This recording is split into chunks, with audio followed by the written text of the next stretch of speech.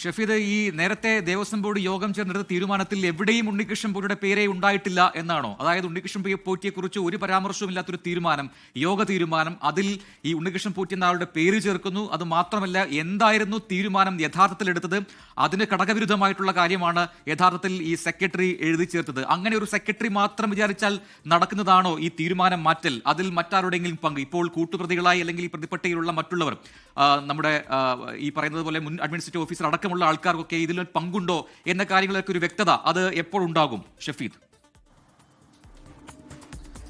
ഉറപ്പായും ഇക്കാര്യത്തിൽ ദേവസ്വം സെക്രട്ടറിക്ക് അല്ലെങ്കിൽ ദേവസ്വം ബോർഡ് സെക്രട്ടറി അല്ലെങ്കിൽ ഉദ്യോഗസ്ഥർ മുരാരി ബാബു എന്നൊക്കെയുള്ള പേരുകളിൽ മാത്രം ഒതുങ്ങുന്നതല്ല. ദേവസ്വം വിജിലൻസും അന്നത്തെ ദേവസ്വം ബോർഡിനെ സംശയിച്ച് തന്നെയാണ് നമ്മൾ മുൻപ് പുറത്തുവിട്ട നമ്മളുടെ പൂർണ്ണ ഉത്തരവിൽ അല്ലെങ്കിൽ ഉത്തരവിന്റെ പകർപ്പിലൊക്കെ വ്യക്തമാക്കുന്ന കാര്യം. പക്ഷേ ജയശ്രീ ഇക്കാര്യത്തിൽ നടത്തിയ വഴിവിട്ട ഇടപെടൽ, അതാണ് ഇപ്പോൾ നമ്മൾ അതിന്റെ വിവരങ്ങളാണ് പുറത്തു വരുന്നത്. സ്വാഭാവികമായും 2019 അന്ന് ചുമതലയിലുണ്ടായിരുന്ന ദേവസ്വം ബോർഡിന് ഇക്കാര്യത്തിലൊക്കെ പങ്കുണ്ട് എന്നുള്ള കാര്യം ദേവസ്വം വിജിലൻസ് തന്നെ സംശയമായി ഉയർത്തിയിട്ടുണ്ട്. അത് പ്രത്യേക അന്വേഷണ സംഘം അന്വേഷിച്ച് കണ്ടെത്തട്ടെ എന്നുള്ളതാണ് അവരുടെ നിലപാട്. മാത്രമല്ല, ദേവസ്വം ബോർഡ് ഇപ്പോൾ സംശയനിഴലിലാണ് എന്നുള്ള കാര്യത്തിൽ തർക്കമില്ല. പക്ഷേ ഇതിൽ ഏറ്റവും സുപ്രധാനമായിട്ടുള്ള കാര്യം അത് രണ്ട് പ്രയോഗങ്ങളാണ്. പ്രജിൻ, ഒരിക്കൽ കൂടി നമുക്ക് ദേവസ്വം ബോർഡ് യോഗത്തിന്റെ തീരുമാനത്തിന്റെ ഉത്തരവും ജയശ്രീ ഇറക്കിയ ഉത്തരവും തമ്മിൽ പരിശോധിച്ചാൽ ദേവസ്വം ബോർഡിന്റെ യോഗത്തിന്റെ ഉത്തരവിൽ പറയുന്നത് ഇങ്ങനെയാണ്.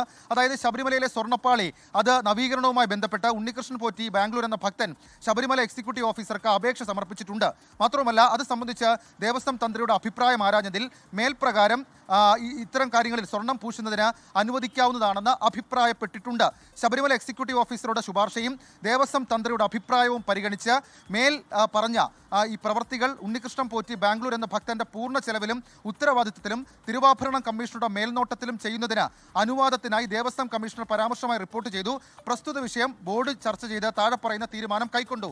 ഇനി ബോർഡ് എടുത്ത തീരുമാനമെന്ന് പറയുന്നത് ഈ പ്രധാനപ്പെട്ട ആളുകൾ, അതായത് Sabarimala executive officer, administrative officer, Sabarimala തന്ത്രി, executive engineer, Sabarimala assistant engineer എന്നിവരുടെ സാന്നിധ്യത്തിൽ ശാസ്ത്രവിധി പ്രകാരം ഇത് എടുക്കണമെന്നും തിരികെ ഫിറ്റ് ചെയ്യണമെന്നുമാണ് ബോർഡ് എടുത്ത തീരുമാനം. അതായത് ഇത്തരം കാര്യങ്ങൾക്കൊക്കെ നിരീക്ഷണം കൃത്യമായി ഉറപ്പുവരുത്തണം.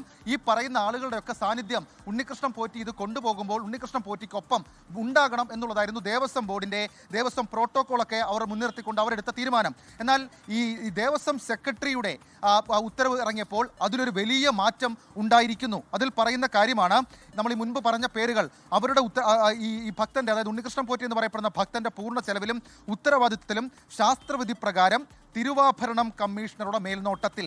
അവിടെയാണ് ഇക്കാര്യത്തിൽ നമുക്കൊരു സംശയം, അതല്ലെങ്കിൽ ദേവസ്വം വിജിലൻസിനൊരു സംശയം. തന്ത്രവിധി പ്രകാരം നടത്തണം, അതിന് ഉത്തരവാദിത്തപ്പെട്ട ആളുകളുടെ സാന്നിധ്യം വേണമെന്ന് ദേവസ്വം ബോർഡ് നിർദ്ദേശിക്കുമ്പോൾ ദേവസ്വം ബോർഡ് സെക്രട്ടറി അടുത്ത നടപടി എന്നോണം ആ ഉത്തരവ് പുറത്തിറക്കുമ്പോൾ തിരുവാഭരണം കമ്മീഷണറുടെ മേൽനോട്ടത്തിൽ മാത്രം അത് പൂർത്തിയാക്കണം എന്ന് പറയുന്നതാണ്. അവിടെ സാന്നിധ്യമില്ല, മേൽനോട്ടം മാത്രമാണ്. അതാണ് ഈ ഉത്തരവിലെ ഏറ്റവും വലിയ കോൺട്രഡിക്ഷൻ. മാത്രവുമല്ല, ഈ ഉത്തരവിൽ ജയശ്രീ പ്രതിക്കൂട്ടിൽ നിൽക്കുന്നതും ഈ രണ്ടാമത് പുറത്തിറക്കിയ ഉത്തരവിലെ ഒരു വലിയ അന്തരം, ഒരു വലിയ വ്യത്യാസം എന്നുള്ളത് കൊണ്ടാണ്. മാത്രവുമല്ല, നമ്മൾ നേരത്തെ സൂചിപ്പിച്ചതുപോലെ തന്നെ ഏതെങ്കിലും തരത്തിൽ ജയശ്രീ മാത്രം ഇടപെട്ട് എടുത്ത ഉത്തരവാണെന്ന് നമ്മൾ കരുതുന്നില്ല. പകരം ദേവസ്വം വിജിലൻസിന്റെ അന്വേഷണ റിപ്പോർട്ടിൽ പറയുന്നത് പോലെ അന്വേഷണ ഉദ്യോഗസ്ഥർക്കൊക്കെ കൃത്യമായി ഇതിൽ പങ്കുണ്ട്. അവരൊക്കെ ഇതിനകത്ത് മറുപടി പറയണം. ദേവസ്വം ബോർഡ് അംഗങ്ങൾക്കും ഉത്തരവാദിത്തമുണ്ട് എന്നുള്ള കാര്യം ദേവസ്വം വിജിലൻസ് തന്നെ സംശയത്തോടെ കാണുന്നു. അതവർ റിപ്പോർട്ടായി കോടതിയിൽ കൊടുക്കുകയും ചെയ്തിട്ടുണ്ട്. Prajin, Anuja. Okay, thank you Shabeed Rawther. എന്തായാലും വളരെ നിർണായകമായ ഒരു കാര്യം. മാത്രമല്ല പ്രജിൻ, അനുജ, ഇതിനകത്തൊരു കാര്യം, ഇങ്ങനെ ഒരു ദേവസ്വത്തിൻ്റെ തീരുമാനത്തിന് വിരുദ്ധമായി ജയശ്രീ ഒരു സാധനം മാറ്റുന്നു, തിരുത്തുന്നു, എന്നാൽ പിന്നീട് ദേവസ്വം അതിനെക്കുറിച്ച് അന്വേഷിക്കുന്നില്ല. തിരുവിതാംകൂർ ദേവസ്വം ബോർഡിന് ഉത്തരവാദിത്തമുണ്ടല്ലോ. സെക്രട്ടറി വെറും ക്ലറിക്കൽ ജോലിയല്ലേ ചെയ്യുന്നത്.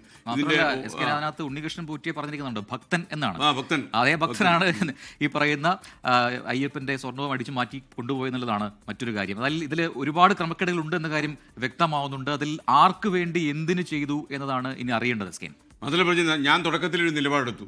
ഈ കേസിൽ പിടിക്കപ്പെട്ടവരോ പ്രതികളാക്കപ്പെട്ടവരോ ഒന്നും അയ്യപ്പ ഭക്തന്മാരല്ല. ഭക്തി ഉണ്ടെങ്കിൽ ഇത് ചെയ്തില്ല. തീർച്ചയായിട്ടും. അതുകൊണ്ടാണ് നമ്മൾ അങ്ങനെ പറഞ്ഞത്. ലോകത്തെവിടെയായാലും ഏത് സമയത്തും 24 വാർത്തകളും ഓഗ്മെന്റഡ് റിയാലിറ്റി പാക്കേജുകളും എക്സ്പ്ലെയിനറുകളും വിശദമായി കാണാൻ ഞങ്ങളുടെ യൂട്യൂബ് ചാനൽ നിങ്ങൾക്ക് സബ്സ്ക്രൈബ് ചെയ്യാം.